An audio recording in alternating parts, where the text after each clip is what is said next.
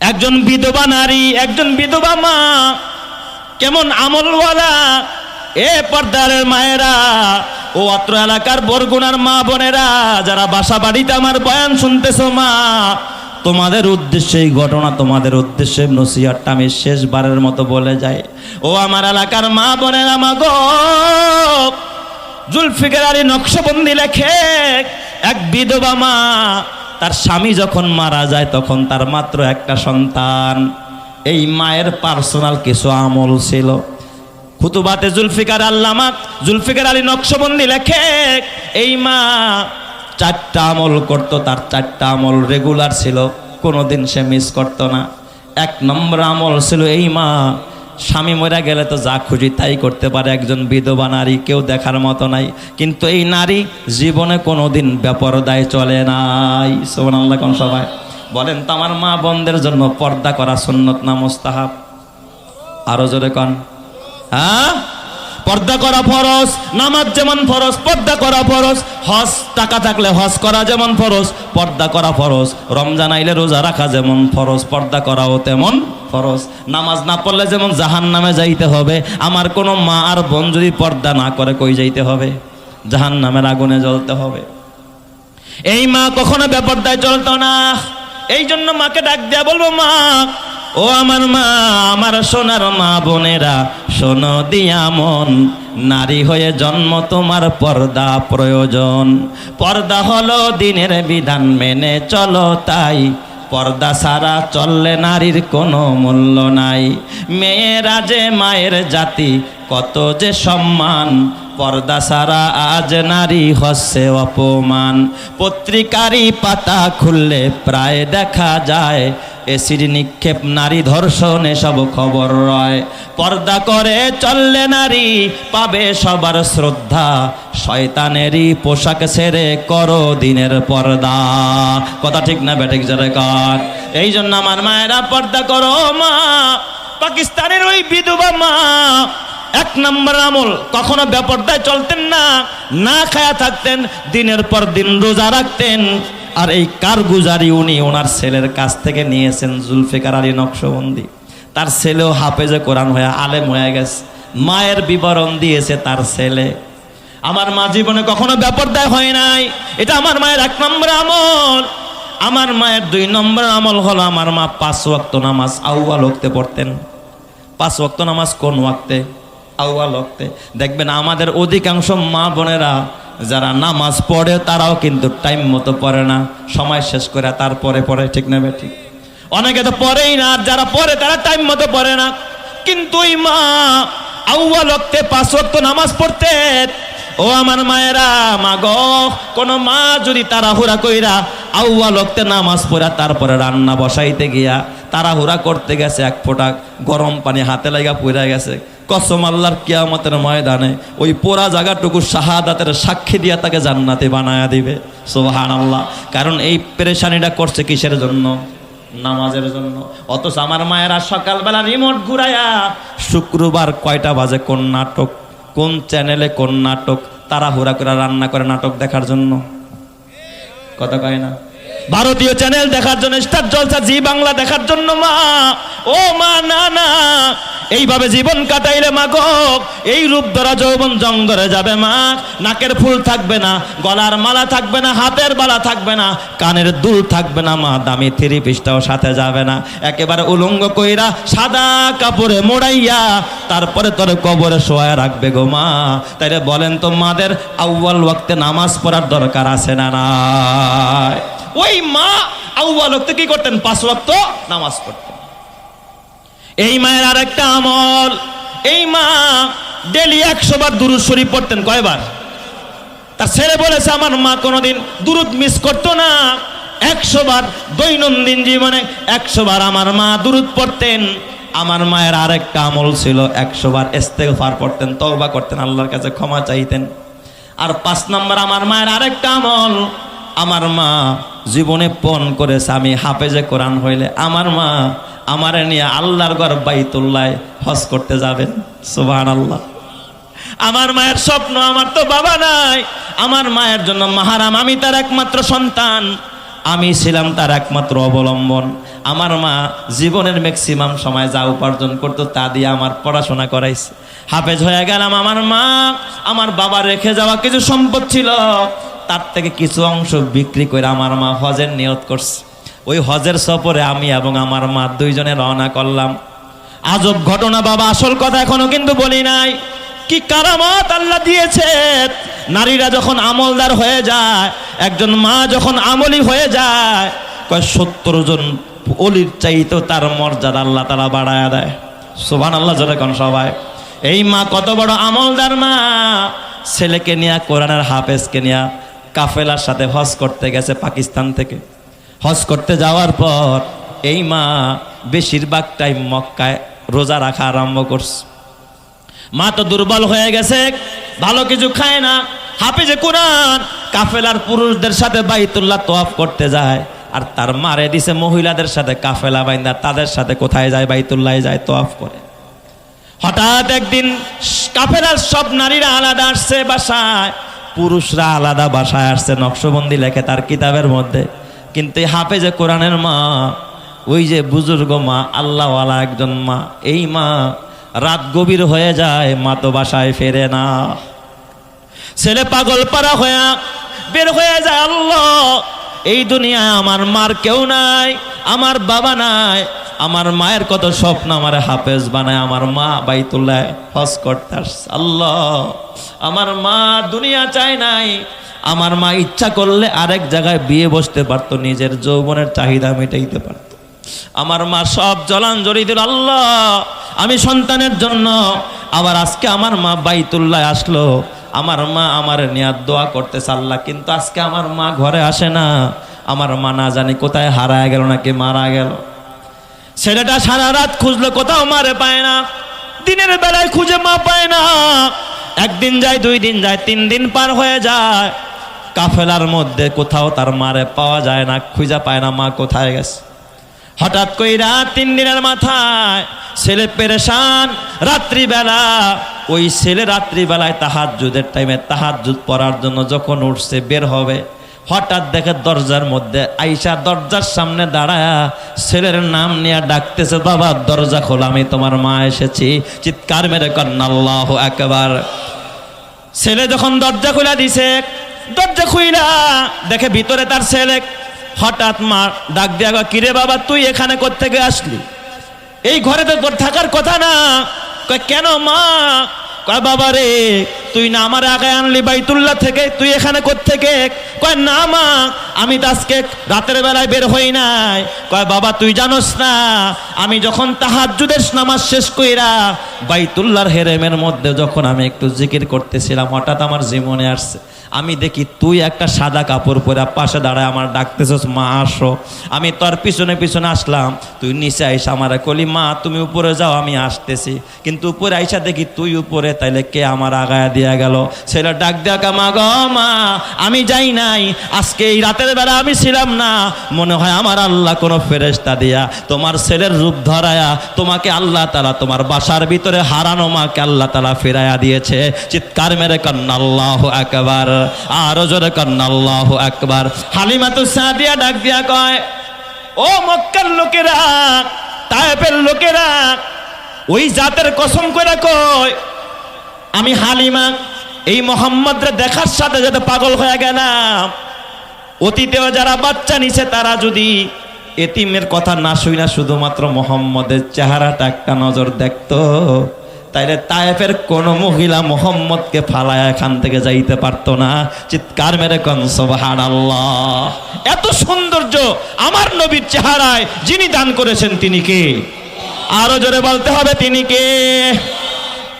হালিমা বলেন, বাচ্চাটা কুলে নিয়ে আমার স্বামীকে বললাম, স্বামী আমার পয়সা পাওয়া যাবে না, আমরা পয়সার দিকে তাকাবো না, কারণ হাদিস শরীফের মধ্যে আছে কেউ যখন পয়সার দিকে তাকায়, কারো মালের দিকে তাকায়, আল্লাহ তাআলা তার থেকে তখন রহমতের নজরটা উঠায়া নিয়ে যায়। আর কেউ যখন মালের দিকে তাকায় না, আল্লাহর দিকে তাকায়, রহমতের দিকে তাকায়, আল্লাহ তাআলার রহমত ওই বান্দার দিকে দৌড়াইতে আরম্ভ করে। চিৎকার মেরে কন্যা আল্লাহু আকবার। হালিমাতু সাদিয়া বলে, স্বামী আমার এতিম মোহাম্মদ পাইছি, এই নাম অতীতে কারো শুনি নাই, নামটা শুনা ভালো লাগছে স্বামী গ, চেহারাটা দেখা প্রেমে পড়ে গেছি, এই বাচ্চা তাই আমি যাইতে চাই না। স্বামী কয় তাইলে একটা কাজ করো ও বিবি আমার, এই এতিম বাচ্চাটাকে নিয়ে চলো, আসাল্লাহু আইয়াজালাহু ফিহি বারাকা, অচিরেই আল্লাহ তাআলা এই বাচ্চার দ্বারা মনে হয় আমাদেরকে বরকত দান করবে। চিৎকার মেরে কন্না আল্লাহু আকবার।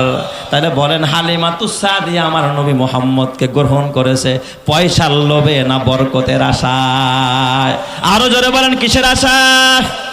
ও দুনিয়ার মুসলমান, তুমিও কিন্তু বন্ধু বানাও। চেয়ারম্যান এমপির লগে বন্ধুত্ব করতে চায়, ঠিক না ভাই? ঠিক, যে এমপির লগে সম্পর্ক হইলে এমপি আমার বিপদে কি করবে, হেল্প করবে। 5 বিঘা জমিওয়ালা 6 বিঘাওয়ালার সাথে সম্পর্ক করতে চায়, একতলাওয়ালা দোতলাওয়ালার সাথে সম্পর্ক করতে চায়, লাখপতি কোটিপতির সাথে সম্পর্ক করতে চায়। দেখবেন দুনিয়াতে কেউ গরিবের লগে আত্মীয় করতে চায় না। ঠিক বললাম না ভাই? ঠিক বললাম? রাগ করতেছেন আপনারা যে ও গরিব, দিতে পারবো না, খাওয়াইতে পারবো না। তার মানে তোমার নজর হলো টাকার দিকে, পকেটের দিকে। আল্লাহ বলে গোলাম না না, নজরটা টাকার দিকে দিস না, পকেটের দিকে দিস না, মালের দিকে না, রহমানের দিকে দেখ, আমি আল্লাহর দিকে দেখ। দুনিয়ার মানুষ সব ফকির, আমি আল্লাহ ধনী, আমার দিকে নজর দেখ। আমি আল্লাহ এমন জায়গা থেকে তোকে রহমত দিব, এমন জায়গা থেকে বরকত দিব, যেখান থেকে বরকত নিয়ে তুই কোনোদিন শেষ করতে পারবি না। চিৎকার মেরে কন্না আল্লাহু আকবার। এই জন্য দেখবেন বিপদ আপদের সময় এক ধনী ভাই আরেক ধনী ভাই দেখে আহেন ভাই আমার বাসায় একটু খাইয়া যান, এক গ্লাস পানি খাইয়া যান। ডাকেন কি ডাকেন না? আসেন ভাই একটু ফল খাইয়া যান, এক কাপ চা খাইয়া যান। চার দোকানের দেখা হইলে কয় আসেন ব্যবসায়ী ভাই বসেন, এক কাপ চা খান। জীবনে শুনছেননি 5 তলা বাড়িওয়ালা ভ্যানওয়ালারে কইছে ভাই বয় তুই এক কাপ চা খা? ভ্যানওয়ালারে কয় না, রিস্কাওয়ালারে কয় না, খেতের কামলারে কয় না, গরিব রে কয় না। এই যে আপনাদের মাদ্রাসা, এই মাদ্রাসা অনেক গরিব পড়ে কি পড়ে না?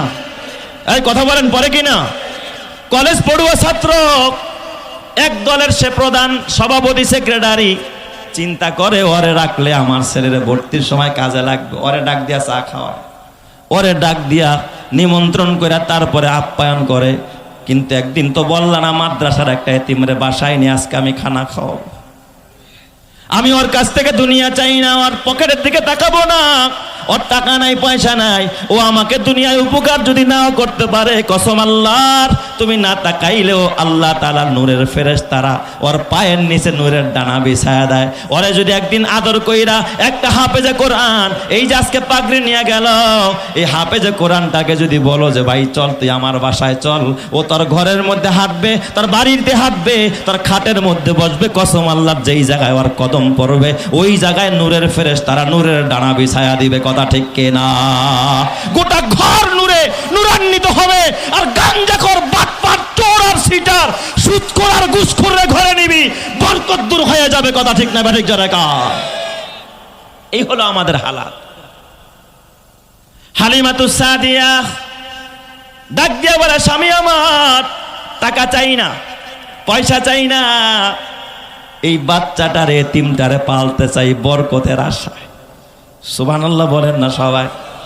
হালিমাতুস সাদিয়া বলে, সিরাত ইবনে হিশামের মধ্যে লেখছে, হালিমাতুস সাদিয়া বলে আমি দুর্বল, আমার গাদাটাও ছিল বড় দুর্বল। এই ছোট্ট শিশু মোহাম্মদরে যখন কুলে নিলাম, হঠাৎ দেখে আমার শরীরটা একটা ঝাঁকি মারল। ঝাঁকি মারার সাথে সাথে আমি দেখি আমার শরীরের মধ্যে কেমন যেন শক্তি এসে গেছে। আমার শরীরটা কেমন যেন এখন চাঙ্গা চাঙ্গা বাপ, মনে হয় যেন দুইটারে গুছাই মেরালে, শক্তি বেড়ে গেছে। আমার একটা ছেলে ছিল আব্দুল্লাহ, এই আব্দুল্লাহ দুধ পান করে, কারণ দুধ খাওয়াইতে হইলে তো ওই মহিলার স্তনের দুধ থাকতে হবে, তার বাচ্চা থাকতে হবে, ঠিক না বে ঠিক? যার বাচ্চা নাই সে কি আরেকজনের দুধ পান করাইতে পারে নাকি? আমার আব্দুল্লাহ দুধ পাইতো না, সারাদিন টেও টেও করতো, কান্না করতো।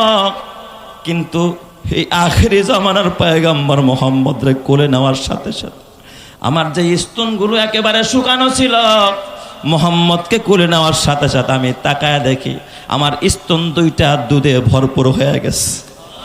আর একটু জোরে কান্না আল্লাহু আকবার। বলেন তো বরকতের মালিক কে? আরো জোরে বলেন বরকতের মালিক কে? হালিমাতুস সাদিয়া স্বামীরে বলে, স্বামী আমার গাধায় উঠে। স্বামী গাধায় বসছে। হালিমাতুস সাদিয়া নবী মুহাম্মদ রাসূলুল্লাহরে কোলে নিয়ে স্বামী আগে পিছনে বসছে। গাধা সাথে সাথে জমিনে বসে পড়ছে। গাধা দাঁড়ায় না, লাগাম দিয়া চাবুক মারে, ওঠো, গাধা ওঠে না। হালিমাতুস সাদিয়া কয় মনে হয় কিছু একটা ঘটছে। স্বামীর আপনি একটু নামেন দেখি গাধা কেন দাঁড়ায় না। তাহলে আপনি নামেন। আমার নবী মুহাম্মদুর রাসূলুল্লাহরে কোলে নিয়ে হালিমাতুস সাদিয়া আগে বসছে। আপনি একটু পিছে বসেন দেখি গাধা দাঁড়ায়নি। নবীরে কোলে নিয়ে হালিমাতুস সাদিয়া গাদার সামনের দিকে বসছে, তার স্বামীরে পিছনে বসাইছে। আমার নবীর দিকে পিঠ দিয়া বসবি, আরশের মালিক সহ্য করে না। আমার নবীরে তুই চেনস না, আমার নবীরে গাদায় চিনে, গাদা দাঁড়ায় না। হালিমাতুস সাদিয়ার স্বামী পিছনে বসছে, হালিমাতুস সাদিয়া আমার নবীরে কোলে নিয়ে সামনে বসছে। অমনি গাদা শক্তি সঞ্চার করে এত দ্রুত গতিতে দৌড়ায়, কিসের ঘোড়া কিসের উট। ওই যে কাফেলা কয়েক মাইল পার হয়ে আগে চলে গেছে, এই কাফেলা ক্রস কইরা হালিমাতুস সাদিয়ার দুর্বল গাদা সবল হয়ে তাদেরকে ক্রস কইরা আগে আগে হাঁটা আরম্ভ করেছে। চিৎকার মেরে কান্না আল্লাহু আকবার। আরো জোরে বলেন আল্লাহু আকবার। নবী নবী বলে আর কত কাল আমি কাঁদবো, আপন নয়নে কবে জানি দয়ার নবীকে আমি দেখব। নবী নবী করে আর কত কাল আমি কাঁদব, আপন নয়নে কবে জানি, আপন নয়নে কবে জানি দয়ার নবীকে আমি দেখব। নবী নবী করে আর কত কাল আমি কাঁদব। আল্লাহ ওই নবীর দিদার নসিব কইরো, তোমার দিদার নসিব কইরো। জোরে কান আমিন। আরো জোরে বলেন আমিন। আল্লাহ তোমার নবীর একটু স্বপ্নে দেখায়া দিও। জোরে বলেন আমিন। এ আমার বাবা, ওই হালিমাতুস সাদিয়া বলে কাফেলা যখন ক্রস করলাম, কাফেলার লোকের আমার ডাক ডাক, হালিমা এই গাদা কি তোর আগের গাদা? কয় হ্যাঁ আগের গাদা। কয় কি খাওয়াইছস? গাদা এত দৌড়ায় কে? গাদার এত পাওয়ার কেমনে বাড়লো? মক্কায় নিয়ে কি খাওয়াইছস?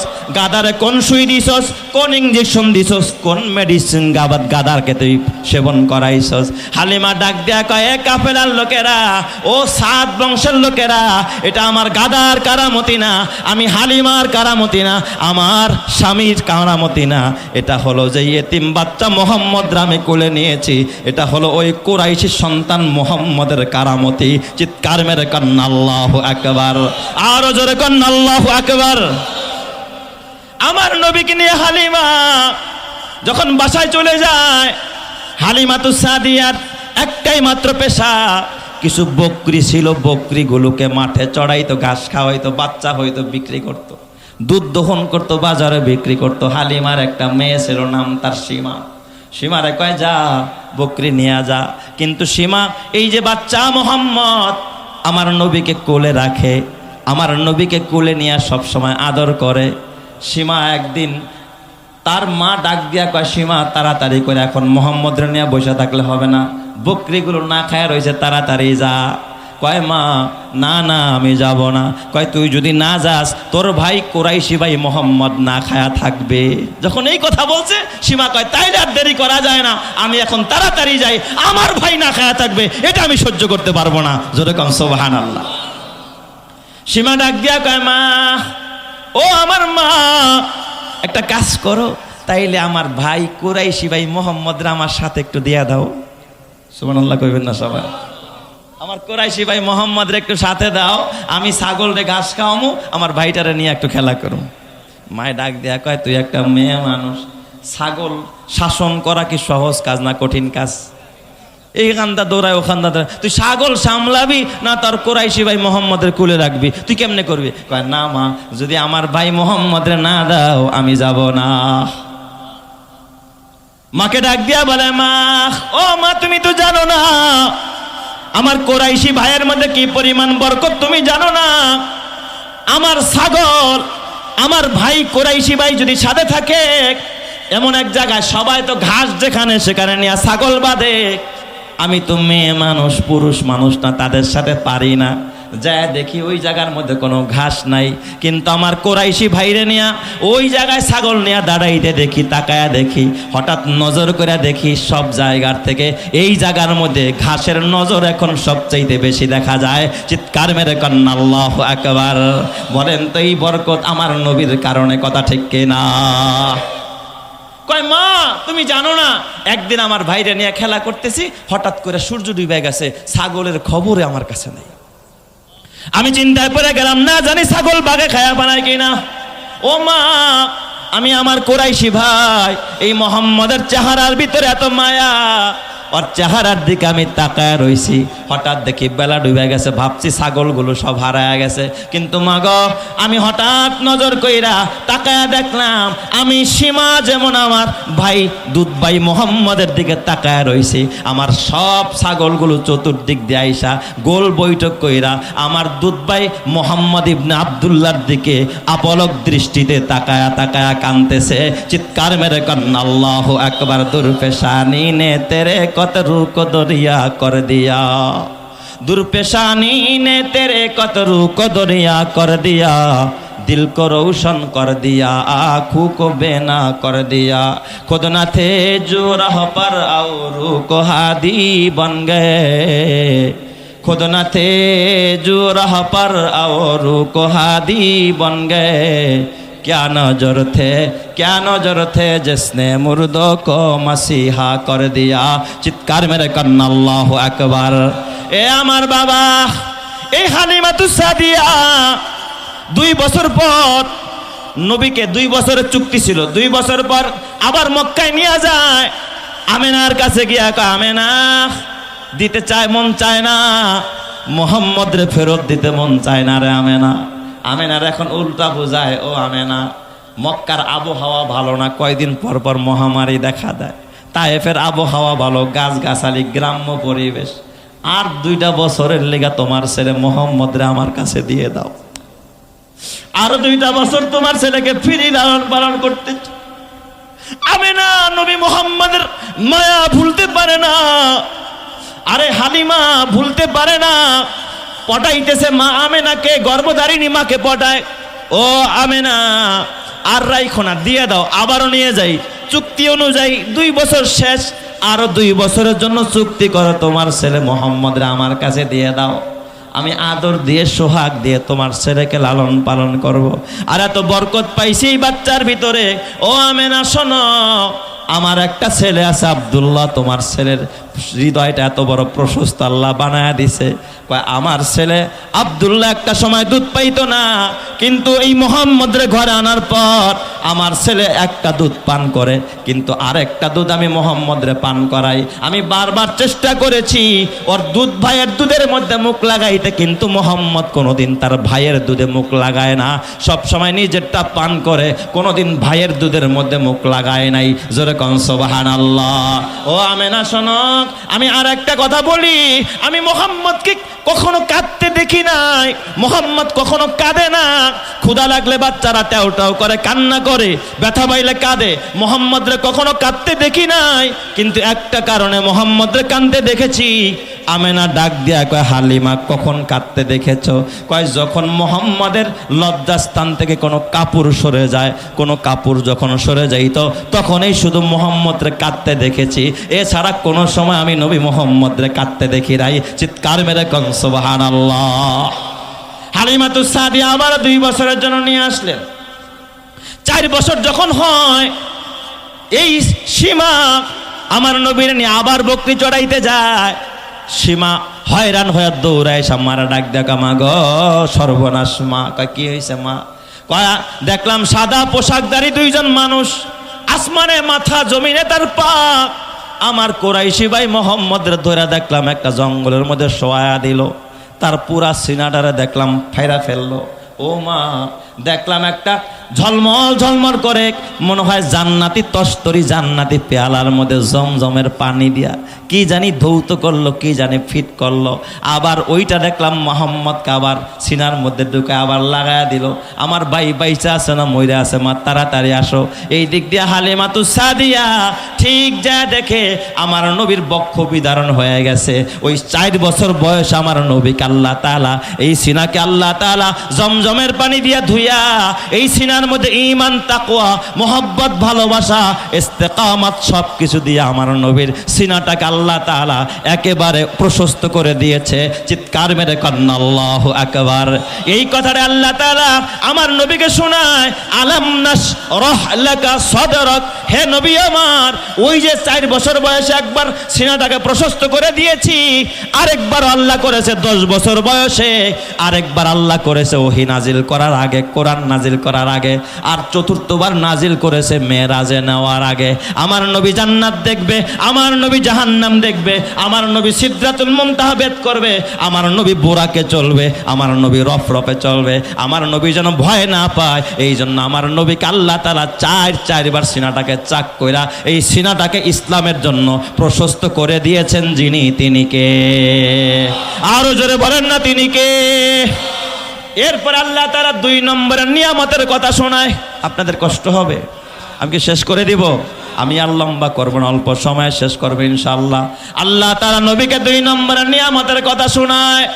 ও নবী আমার, আলাম নাশরাহ লাকা সাদরাক ওয়া ওয়াদানা আনকা বিজরাক, হাবিব আমার, আমি কিন্তু আপনার বোঝাকে হালকা করে দিছি, পুরা লোডটা কিন্তু আপনার উপর আমি দেই নাই। কিসের বোঝা? কিসের বোঝা?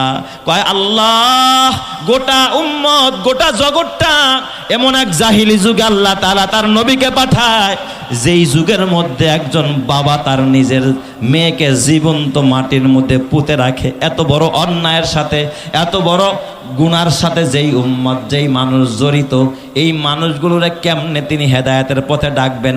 বলেন তো, এটা নবীর জন্য বড় একটা বোঝা কি বোঝা না? যে গোটা দেশ একদিকে আর নবী আরেক দিকে, এই মানুষগুলোকে দিনের পথে আনা সহজটা কঠিন, এটা নবীর জন্য বড় একটা বোঝা। আল্লাহ কয়, নবী আমার, আমি কিন্তু এই বোঝাটা হালকা করছি, আপনার একা ছাইরা দেই নাই। তায়েফে মার খাইছেন, আমি আল্লাহ সেখানে ছিলাম। নবী আমার, জায়গায় জায়গায় মার খাইছেন, আমি আল্লাহ আপনার একা ছাড়ি নাই। আবু লাহাব আপনার গালি দিছে, তাব্বান লাকা আলিহাদা জামাতানা ইয়া মুহাম্মদ, আপনাকে কিন্তু আমি একা একা ছাড়ি না। আমি জবাব দিয়া দিছি, তাব্বাত ইয়াদা আবি লাহাবি ওয়া তাব্বা। এ আবু লাহাব, আমার নবীর হাত ধ্বংস হবে তা না, তুই আমার নবীর গালি দিছস, তোর হাত ধ্বংস হবে। কসম আল্লাহর, এই যুগে আল্লাহ তাআলা আলেম ওলামার একা ছাড়ে নাই, গাজাবাসীর আল্লাহ একা ছাড়ে নাই, ফিলিস্তিন আল্লাহ একা ছাড়ে নাই, কাশ্মীরকে আল্লাহ একা ছাড়ে নাই, আরাকানকে আল্লাহ একা ছাড়ে নাই। বলেন তো, ইমানদারদের সাথে আছেন যিনি, তিনি কে? আরো জোরে বলেন, তিনি কে? এটা গেল একটা বোঝা হালকা করার ব্যাখ্যা। আরেকটা বোঝা হালকা করার ব্যাখ্যা, আরেকটা ব্যাখ্যা হলো, বলেন তো কোরআন হালকা না ভারী? কারণ ভারী দেখেই তো আল্লাহ কয়, ইন্না আরাজানাল আমানাতা আলাস সামাওয়াতি ওয়াল আরদ। আল্লাহ কয়, এই কোরআনের আমানাত আমি আল্লাহ আসমানে দিতে চাইছি, আসমান নেয় নাই। আসমান কয়, কোরআন যদি আমার উপরে দাও, আমি আসমান ভেঙে পড়বো। আমি জমিন দিতে চাইছি, জমিন কোরআনের বোঝাটা নেয় নাই। জমিন কয়, আমি ভূগর্ভে চলে যাব, ডেবে যাব। ওয়াল জিবাল, আল্লাহ কয়, আমি কোরআনের বোঝাটা পাহাড়ে দিতে চাইছি। পাহাড় কয়, আল্লাহ আমারে দিও না, আমিও মোমের মতো গইলা যাব। আল্লাহ তাআলা বলে, ইন্না আরাদানাল আমানাতা আলাস সামাওয়াতি ওয়াল আরদ, আসমানে দিতে চাইলাম, জমিনে দিতে চাইলাম, পাহাড়ে দিতে চাইলাম, কেউ নিল না। আল্লাহ তাআলা বলে, কিন্তু এই কোরআনের বোঝা আমি মুহাম্মদ আপনার উপরে দিলাম। আপনারা দেখেছেন অনেক সময় ছোট বাচ্চারা, আপনি যখন বাজার থেকে আসেন, সে আপনার বাজারের ব্যাগটা নিতে চায়, চাই কি চায় না? বাবাই কিন্তু কয়, তাই নাও বাবা, তুমি নাও। বাবাই দেখবেন ছেলের হাতে ধরায় কি পুরা ওয়েটটা ছেলের হাতে ছেড়ে দেয়নি, বাবা ধরে রাখে। আল্লাহ তাআলা কয়, হাবিব আমার, কোরআন আমি আপনার উপরে দিয়েছি, কিন্তু কোরআনের পুরা ওয়েটটা কিন্তু আপনার উপরে আমি ছাড়ি নাই। আমি আল্লাহ উপর থেকে ধরে রাখছি, আপনি শুধু শো, আপনি শুধু নিজ থেকে শুধুমাত্র একটা বহন করার ভাব ধরে আছেন, ধরে রাখছে আমি আল্লাহ। এর দলিল হলো আল্লাহ তাআলা বলে ইন্না নাহনু নাযালনা যিকরা ওয়া ইন্না লাহু লাহাফিজুন। কোরআন আমি নাজিল করছি, হেফাজত আমি আল্লাহ করব। সুবহানাল্লাহ জোরে কোন সবাই। যদি সব নাজিল করে দিত, হেফাজতের দায়িত্ব কিন্তু নবীর উপর আইসা যাইত। আল্লাহকে হেফাজত করবে কে? কোরআন হেফাজত করবে কে? এই কোরআন কিন্তু আমেরিকাকে দিয়ে আল্লাহ হেফাজত করবে না, রাশিয়াকে দিয়ে করবে না, চীনকে দিয়ে করবে না। এই কোরআন হেফাজত হবে এই মাদ্রাসার হাফেজে কোরআন দিয়া, এই মাদ্রাসার হাফেজে কোরআন হেফজখানার ছাত্র দিয়া। ঠিক না ঠিক জোরে কোন। এই জন্য আমার আল্লাহ কয় ইন্না লিল্লাহি আহলিনা ফিল আরদ। জমিনে আল্লাহর কিছু বিশেষ মেহমান আছে, বিশেষ অতিথি আছে, বিশেষ পরিবার আছে। ক্বালু মান হুম ইয়া রাসূলুল্লাহ। সাহাবায়ে কেরাম বললেন নবীজি ওই মেহমান কারা? আল্লাহর নবী কয় হুম আহলুল কোরআন, যারা কোরআন পড়ে। আহলুল্লাহ, তারাই হলো আল্লাহর মেহমান। ওয়া খাসাতুহু, আল্লাহর বিশেষ পরিবার। ভিতরে যারা কোরআন পড়ে আর পড়ায়, ওরাই হলো আল্লাহর মেহমান। ঠিক না ঠিক জোরে কোন। যারা আল্লাহ, এই জন্য কিয়ামতের ময়দানে আল্লাহ ডাক দিয়ে বলবে ইয়া ইবাদি, এ আমার বান্দারা, আমি ক্ষুধার্ত ছিলাম, তুই আমারে খাওয়ান দেস নাই। আমি অসুস্থ ছিলাম, চিকিৎসা করস নাই। এ গোলামেরা, আমার একটু পিপাসা ছিল, তুই আমারে পানি পান করাস নাই। বান্দা ডাক দিয়া বলবে আল্লাহ তুমি খাও না, তুমি পান করো না, তুমি অসুস্থ হও না। আল্লাহ কেমনে তোমার খাওয়ান দেব? আল্লাহ ডাক দিয়া কে ওই যে আমার মেহমানেরা, এই যে মাদ্রাসা এতিমখানা লিল্লাহ বোর্ডিং এ ছাত্ররা সকালবেলা আলু ভর্তার ডাইরের পানি খাইছে, তোর বাসায় কোরমা চলতো, পোলাও চলতো, দামি দামি খাবার চলতো, অনুষ্ঠানে তুই চেয়ারম্যান মেম্বার দাওয়াত দিছ, জীবনে তোর বাসার মেয়ের বিয়েতে একটা এতিমরে দাওয়াত দেয়া খাওয়াস নাই, একটা গরিবরে খাওয়াস নাই। ওরা ছিল আমার মেহমান, আমার পরিবার, ওরা আমার আহালরা, ওদের খবর নেস নাই। আমি আল্লাহকে খাওয়াস নাই, ওদেরকে দেস নাই মানে আমি আল্লাহরে দেস নাই, ওদের খবর নেস নাই মানে আমি আল্লাহর খবর নেস নাই। ওরা অসুস্থ হয়েছিল একদিন চিকিৎসার জন্য, কোনো খবর নেস নাই, তার মানে আমার কোনো চিকিৎসা তোরা করস নাই। এ দুনিয়ার ভাইয়েরা, ও আমার বন্ধুরা, আল্লাহ কিন্তু কোরআন নিজে আইসা হেফাজত করবে তা না। এই হাফেজে কোরআন দিয়া আল্লাহ তাআলা একজনের সিনা থেকে আরেকজনের সিনায় আল্লাহ তাআলা কোরআন পাঠায়। তার মানে ওদেরকে আল্লাহ রাখছে এই কোরআন হেফাজতের জন্য। তার মানে এরাই তো হলো আল্লাহ তাআলার বিশেষ মেহমান। ঠিক না বেঠিক জোরে কোন। তার মানে হলো এই কোরআন ওয়ালাদের খেদমত যদি করো,